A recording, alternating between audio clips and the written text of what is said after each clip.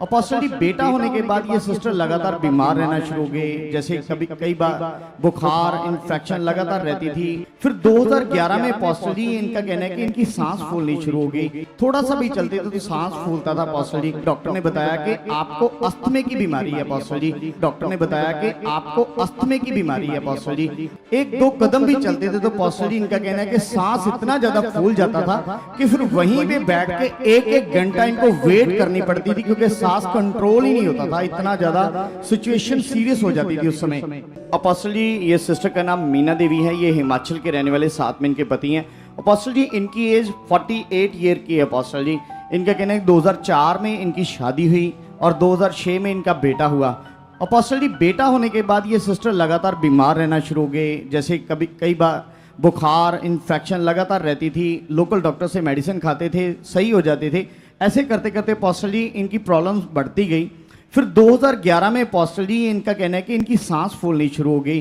थोड़ा सा भी चलते थे तो सांस फूलता था अपोस्टल जी, जिसकी वजह से इन्होंने डॉक्टर्स को चेकअप करवाया, टेस्ट करवाए, तो जिसमें पता चला कि डॉक्टर ने बताया कि आपको अस्थमे की बीमारी है अपोस्टल जी। आज से 15 साल पहले की बात है। डॉक्टर ने बताया इनको कि आपको अस्थमे की बीमारी है, जिसकी वजह से लगातार दवाइयां खा रहे थे अपोस्टल जी। लेकिन दवाइयां खाकर थोड़ा बहुत आराम मिलता था, लेकिन फिर से वही कंडीशन हो जाती थी जब दवाइयों का असर खत्म होता था। तो अपोस्टल जी ऐसे करते करते इनकी प्रॉब्लम बढ़ती गई।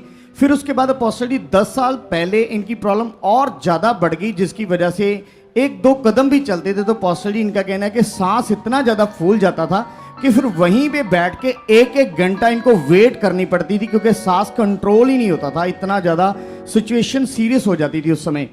और अपोस्टल जी साथ में इनको थायराइड की प्रॉब्लम थी, इन्फेक्शन बढ़ जाती थी बहुत ज़्यादा। ये लगातार बिस्तर पे रहते थे, दवाइयाँ खाते थे, फिर थोड़ा बहुत घर का काम करते थे। लेकिन अपोस्टल जी ज़्यादातर इनके बच्चे ही घर का काम करते थे। और अपोस्टल जी फिर उसके बाद इनको जब दवाइयों से, लोकल डॉक्टर से, अपने एरिया के हॉस्पिटल से आराम नहीं मिला, तो फिर उसके बाद अपोस्टल जी डॉक्टर ने बोला कि आप पीजीआई हॉस्पिटल में जाओ।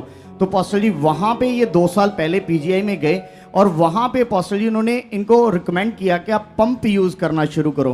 तो अपोस्टल जी 2 टाइम ये सुबह और 2 टाइम शाम को पंप लेते थे। पंप के बिना 1 मिनट भी रह नहीं सकते थे अपोस्टल जी, और एक कदम भी चलना इनके लिए बहुत ज़्यादा मुश्किल था।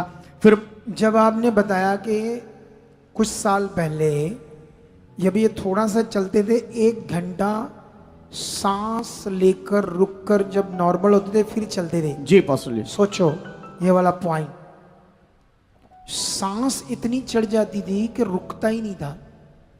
ऐसे होता था जैसे निकल जाएगा सांस, कुछ बंद हो जाएगा सांस, ऐसे होता था। सोच लो 1 घंटे के बाद जाकर कुछ शांति मिलती थी, फिर चलती थी।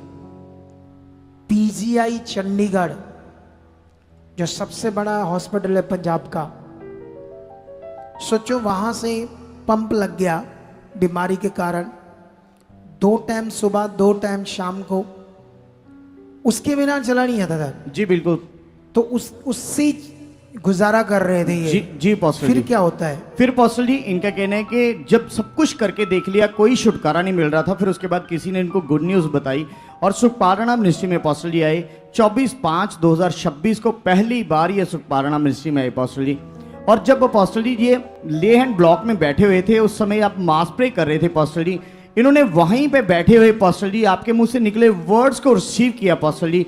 और रिसीव करते ही इनका कहना है कि वहीं पे परमेश्वर के आत्मा ने इनको छुआ और भाग कर आगे आया गवाही देने के लिए अपोस्टल जी। उस समय का सीन है।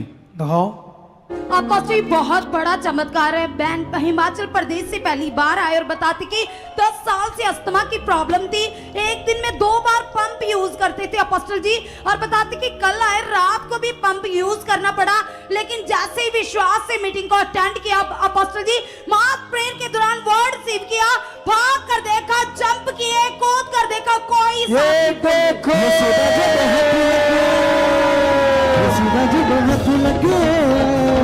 यसूदा जब हाथ लगे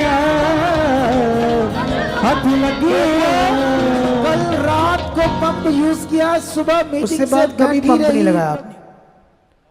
कितने महीने हो गए पंप छूटे को? अपोस्टल जी 2 महीने से ऊपर हो चुका है टाइम। नहीं 25 को कह रहे ना आया था? 24/5/2026 को। 26 को जी। अब देख लो 2 महीनों से जो एक दिन भी नहीं निकलता था, किसने काम किया? अभी ले एंड प्रार्थना नहीं की, ये बस मास प्रार्थना की जो सबके लिए होती है, ऑनलाइन भी होती है।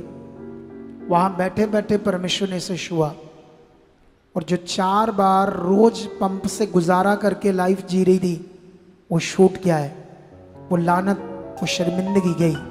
तारीफ करो जोर से। दे, तुमने बड़े महान